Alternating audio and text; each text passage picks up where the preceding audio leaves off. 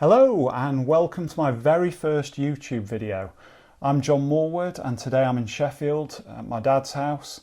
It's not somewhere I live. I'm actually based in Woking in Surrey and have been for 25 years now. But I still come up here every month over the summer to see Dad and my family, of course, but also to go fishing with a small but very special fishing club in my life called Dronfield Woodhouse. And I've been a member there for over 4 decades now. My granddad signed me up as a young lad, and I've been going on their summer matches ever since, even when it's a 180-mile round trip.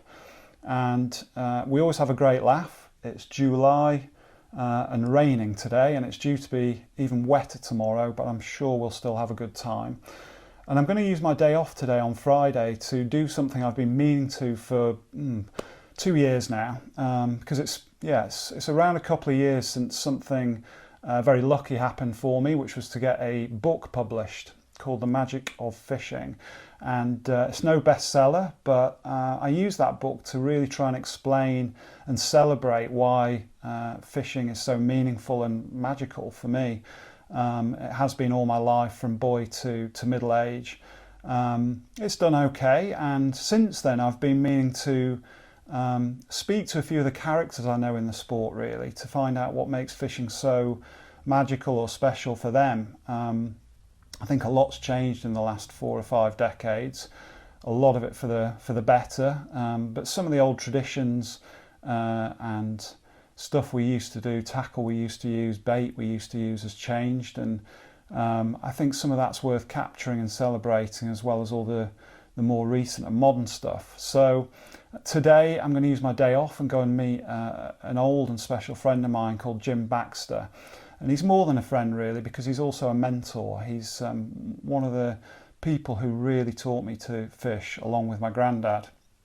I was a member of the Sheffield juniors squad and the intermediate squad as a young lad, and Jim, along with a few other top blokes like Dave Hodgkinson and Tony Stones, gave up a lot of time and patience and really experience to take my skills and a lot of other lads' skills to a completely new level.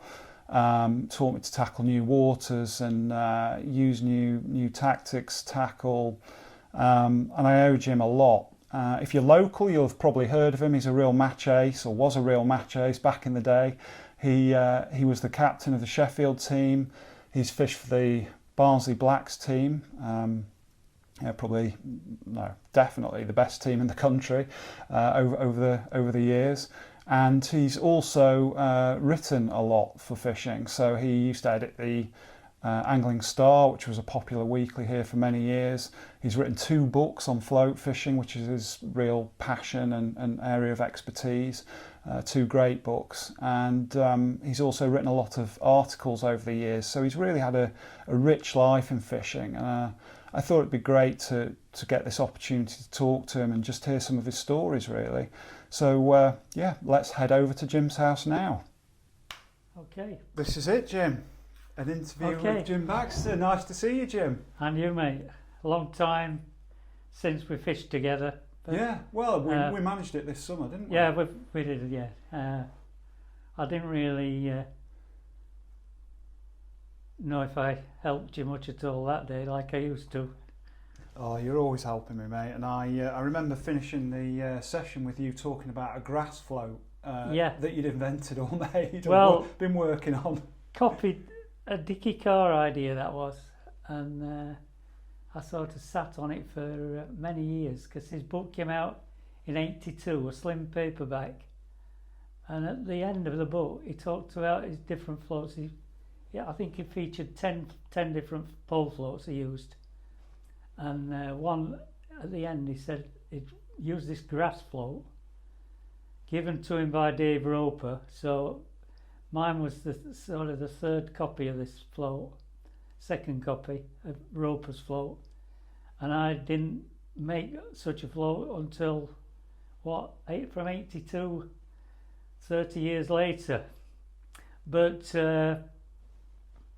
it worked a treat, and very slim, the ultimate in a slim float. I honestly thought you were joking at first, and it just reminded me as I drove back to my dad's that evening from Barlow that you are someone who has always experimented, and you've taken someone else's idea there and maybe worked with it. But when you were teaching me as a lad, I remember finesse was always the word I would use to describe your style. I mean, I couldn't believe it when you first took a look at my rig at the Mighty Dam Flask and promptly pulled it apart and brought a spool of 8 or 12 ounce Bay of Pearl on for the hook length, a 22, which I'd never seen before. Yeah. And started to show me, how to shot a float so that, if a roach so much as breathes on it, it's going under. Well, yeah, I mean, this was done out of necessity, of course. Dam Flask, notoriously hard venue. Yeah. Described as mean, moody and magnificent by one Colin Dyson in one report. But, when we fished with 18 forge ducks, we never got a bite. And until we went down fine, me and my mates, we didn't really catch any roach. And that was somewhere you sort of honed your skills as well, was it, when you were a youngster? Well, my dad took me there as a sort of 6-year-old, 5-year-old, and I never caught any fish, basically. I caught the odd bullhead, and perch would be a highlight. So a 3-ounce perch was about all I caught in 2 or 3 seasons. But you might get a fluke trout, because they used to stock it with trout as well, and in that time. And it was just gin clear, windy, and with no float control, and we basically had no idea for, I'd say, up to age 12, I had very little idea. But my dad, he was more a trout angler anyway, so he'd fish 2 or 3 club matches a year only, pubs matches, and have average results. But he caught, age 10, I saw him catch a trout one evening. We bussed it up there, he never had a car, and we had to catch the last bus back to Sheffield, and being 4 miles away, and just before we had to run for this bus, he caught a 4-pound trout, and it was beautiful fish and pink sides, and that jumped out against the setting red sun. Oh wow! Red sunset, and that was a highlight of my last early days. I was about to ask you, when you suffered 3 years of blanks and being water-licked, as we say up here. Yeah. What was it that kept you going? You were obviously fascinated with it nonetheless. I never really would call myself anything like an angler then. Okay. But I started going to the Fosdyke with schoolmates. First trip I didn't catch. We walked from Saxilby Station to the Till, which would be a good mile, and I blanked. But then we went week after, and I think I caught 2 or 3 little tiny fish. And what struck me then was my mate Rog Cotton, he'd fish just down tins in margin, and I'd be casting out thinking I was smart, casting to middle. Yeah. And we didn't have very good tackle then. I'd be 14 maybe then. And he caught some skimmers up to 6 ounce, which were massive for us at that time. And I caught a few bits of tin, like ounce size. So that was like lesson 1 in a way. And then I took it from there. And then. But sometimes when things are hard to achieve, it makes getting there all the more sweeter. I can only think that's what's kept you going. I think later on when I coached anglers, I'd say, well, we want a result first time out because of an impatient disposition. You're not going to perhaps go a second time if you don't catch. Yeah. And sadly, I think we've lost a few anglers that way. Yeah, it's a kind of instant gratification world we live in now, isn't it? Whether it's ordering something from your phone in 24 hours or catching a carp first chuck on the high on street's too far away for a lot of people, to So nobody's shopping downtown anymore. So how did you Or- make the leap from really struggling at Flask to actually catching? I mean, obviously Well, you persevered, but did you have someone who coached you or taught you what to do? Not initially, but age 17, I went to my first adult match, which was Sheffield newspapers, ironically, because I worked for them to start as a printer, and then I got back there with Angling Star in my 40s, you know. So I fished their welfare match. We were on Popham's Oak, and I obviously drew sock on somewhere in the middle of it, like match length, and won it with £21. Wow. So Amazing. that changed my life really. Suddenly I got keen, Yeah. and I The breakthrough. drew all right, and I had a porcupine on. The rod was okay because my mum bought me a rod at age 15. I suppose then I did a little bit better with this rod and a bite indicator on. I caught 3 roach one day at Underbank Res. All £1.4. I weighed them on my Samson spring balance. Amazing. They were all £1.4. That was it, just 3 fish in a day, but there was some big roach at Underbank at that time.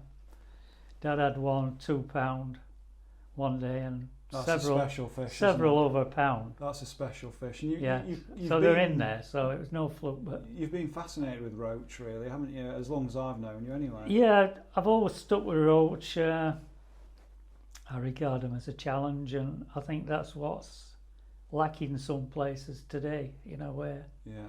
it's easy carp, and the world's changed so far. You know, like I've just never really understood carp. I have fished for them. I have dabbled at commercials, and I've had my £50 and that, but never really fished more than one match a season at, I'd say, average. So it sounds like If that. the fact that roach are more of a challenge, or can be, certainly bigger fish can be very fickle. Yeah, I mean, That's what turns you on about that yeah, species. I mean, big carp I can understand. It's your specimen angler who sits there on a lake for 1 fish in a week or 1 fish in a month on some places. Yeah. Where I know Dave Pratt, who used to write for the magazine, he's fished a lake for bream, big bream, and there were only, I think, a dozen fish in this lake. I mean, That's the dedication. mind boggles. But each to his own, and you know, I just stick with silvers. Doesn't have to be roach, but I like catching dace and chub, all sorts of fish. And you've written a couple of books on float fishing. That's your first love, really, isn't Yeah, it? when the mag finished in 2012, Sheffield newspapers were in trouble at that time, and they cut out all the smaller titles. They just kept Sheffield Star, the green, and it also went shortly after. And so I had nothing to do other than fish, and you know, you can't fish every day, although some try. And so my thoughts turned to a book, and I did that in 16, finished the Rising Antenna in 16, and then in 20-ish, 21, I started the stick float book. So I've done a Wagler book and a stick book. And I genuinely love both. I mean, I've got to say, the stick one for me is just genius, because it's so technical. You learn so much. I mean, I learned stuff. I'm 50 years old and I've been fishing a long time, but I learned so much from that book, and yet it's very entertaining, and there's a lot of history, social history, fishing history, and it's, you know, each chapter is about maybe a different person or a different movement, Yeah, well, often on the Trent. there's 50 anglers who kindly contributed to the book, 50 plus, and yeah, it's just, I think it's made that variety is mentioned, and yeah, it was just an honour really to have all these guys, top anglers, agree to contribute. Is it putting you on the spot too much to say, have you got an angling hero or heroes that, you know, the Well, kinds of people that you remember and think, wow? many, yeah. I mean, really, I suppose hero's a strong word, but the guys I've looked up to, the ones I've seen anyway, I'd have to quote Ivan as maybe number one. Mr. Many Marks. anglers hero, many match anglers hero. And I watched him in the national at Langrick. That was 73, I think. And it was just like poetry in motion, you know. And I always said he was second in the 80 peg section, but he was fourth. John Essex, the historian who's kept so many magazines, you know, I don't know where he fits them all in his house. John corrected me and he came fourth in that 80 peg section. But there were 200 people and we were behind him watching from top of a flood bank, and it was just like he was only half trying, you know. Showboating, turning around to talk to people, then he'd turn back, one eye on his float, and he'd hook a fish every time. And ground baiting, as we used to say, on a tanner, very accurate around his float. You know, you didn't see many balls go a yard astray. So it was easy fishing. And there were some massive matches. I mean, there still are now, and the rivers are coming back, and it's not just commercials now, but there were some massive matches back in your day, weren't there? I mean, I remember you telling me about sections that were bigger than any matches. Yeah, 50 peg sections. So really, that's when I started getting confident in open matches.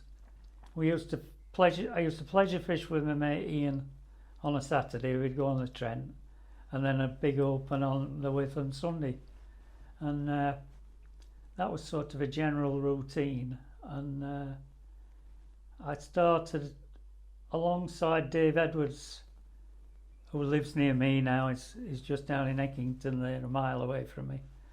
And we were fishing whips and trying to win a section. And if we were lucky and the bream didn't feed well, we'd frame and, you know, come like fourth or fifth or sixth on a low winning weight match. 12 pound might win it, and with 5 or 6 pound you could frame on a bad Witham day or bad bream day. And then and that was your preference, to win on the float? To start, yeah, sure. I mean, I did win on swing tip once. I had 13 pound or so, and managed to win one. And I got a few near misses when I caught skimmers on float on a waggler, but things changed when I drew next to John Dean, the infamous John Dean, who started on the Witham, and I managed to draw next to this guy with a barber on, didn't know it was him, and I thought, with my youthful arrogance, I thought, this guy's no trouble because he's got a barber on, which was crazy, but few anglers wore a barber. He went trout fishing as well as match fishing at that time, and I went up to him after he'd slaughtered me, and I said, I've not seen you on here before. He says, no, he said, I've not been in any matches on here. So it was like his first attempt, and it might have been his second attempt, but he said, I'll be coming back. Like, I think he finished fifth that day. It was Tom Sales and Tom Sales Memorial. And what happened, I was fishing a dart waggler. That was my style to go with my whip approach, which I was trying to develop. This dart waggler caught me £1.9 of fish in hour 1. And the river was filling up, so it was going to be flooded inside 2 hours, 3 hours. And so I caught £1.9 that I couldn't get a bite. It sounds crazy, but I didn't catch anything else. And hours 2 and 3, John Dean caught £5 a roach nearly. I think he weighed £4.12 or something. So he shot past me, and then last 2 hours, it went chocolate the river, and nobody caught. So it was a funny sort of match, but it stuck in my mind that he'd fished, like, he started well out and he fished the middle where my float, like a dart waggler, could only get me to 3 rod lengths. So I was ill-equipped, and I went up to him after, congratulated him, but I was, you know, stinging, and then I think I broke down on the way home. No, that was another time. I had a minivan. I presume your car, not you, Jim. Yeah, a bit of both though. And you know, when you're that age, I was 24, then you're thinking, how could that happen? But it did me a favour because I made bigger floats and I started fishing the middle, and the following year I came 4th in the same match, which I was quite proud of. Again, big numbers presumably. Yeah, there'd be I seem to remember a figure of 275 fish that. Yeah. And so, I mean, framing in that is, I mean, I've fished a few matches like that with you and the juniors. Yeah. But even then the sections might have been 15, 20, not 50. Yeah, they went from 50 to 25. Yeah. So a lot of times later on I was in a 25-man section. But, you know, there were some great anglers who could do both swing tip. I mean, the 70s were really swing tip. 60s was all swing tip, and then the 70s it was sort of a bit of swing tip, bit of float. Later on, latter half of the 70s, it really came good on float, and Dave Thomas and his mates from Leeds were doing really well. John Dean lasted only a couple of seasons on there. He didn't win, but he had a lot of near misses, and then he moved to the Trent and, you know, cleaned up. History, Yeah. So he became a star, and Dave Thomas, obviously, he did fish the Witham more. He fished the Super League when I fished it, and had good success, but he did best on the Trent, obviously.